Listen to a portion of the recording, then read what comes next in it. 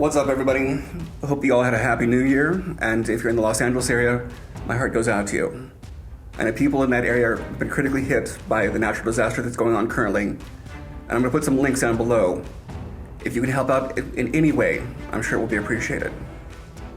That said, as we've been taking a close look at film these last few videos, it felt only appropriate to take a deeper look at the industry and recognize some winners and losers for 2024. After taking a closer look at the top 100 films of the year, this is what we found. First up is Cineverse with Terrifier 3. Damien Leone made his most expensive addition to the Terrifier franchise, but its budget would barely pay for craft services on most Hollywood productions. Nevertheless, it was easily the biggest return, making $88 million, 44 times its scant $2 million budget. Also in the horror genre, Neon brought us Longlegs and gave us a masterclass in marketing, reaching viral levels of attention before it was released. And it paid off, making $126 million on a budget of under $10 million.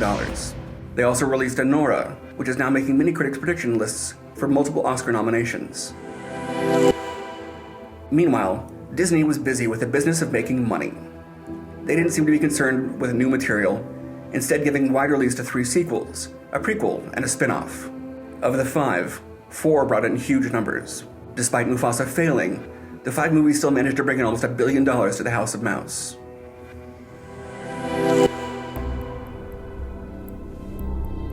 Despite the massive successes of Despicable Me 4 and Wicked, Universal lost big on Paddington in Peru, The Fall Guy, Twisters, Bike Riders, and more.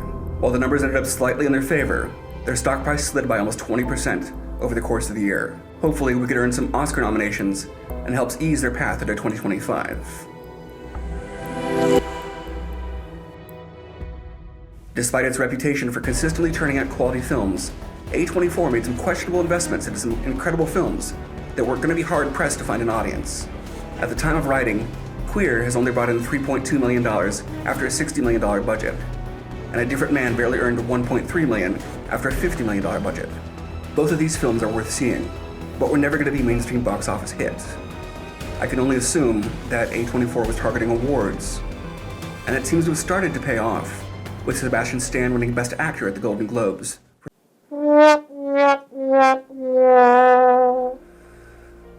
Apple has spent $20 billion since 2019 trying to create a streaming service to rival its competitors, but barely averages 1% of the US screen viewings. They brought us Argylle and Fly Me to the Moon. Their series offerings haven't fared much better, as they have quietly canceled at least 5 series this year alone. They even made a deal with competitor Amazon Prime, allowing their service to be sold there as an optional add-on, and that had to sting. Meanwhile, Amazon is doing so well, they're just throwing money away. They paid The Rock $50 million for his role in Red 1. It hasn't been an easy year for Sony. After the failures of Madam Web and Craven, they've officially canceled their Spider-Man spin-off films. On top of that, there was a string of failures from Harold and the Purple Crayon, Ghostbusters Frozen Empire, Here, and Saturday Night. It was nearly a no-hitter. But then Sony released It Ends With Us. Despite the behind-the-scenes drama, the Blake Lively-led romantic drama profited more than $100 million and kept Sony's numbers up, at least a little.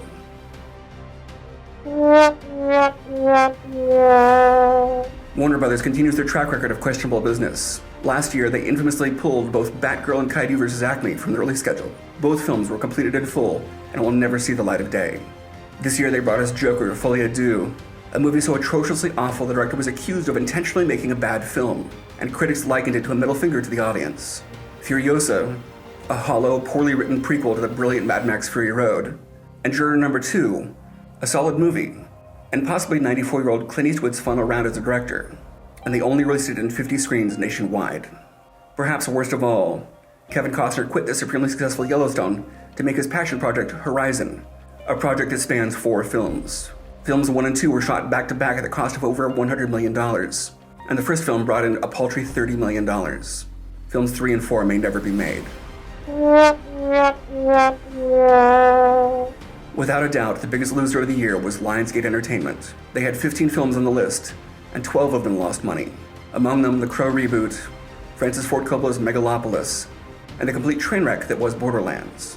The 15 films lost a cumulative $350 million, causing a 30% drop in stock price and spelling the death of the studio. Lionsgate Entertainment was sold to Screaming Eagle Acquisitions for $4.6 billion and rebranded as Lionsgate Studios Corporation.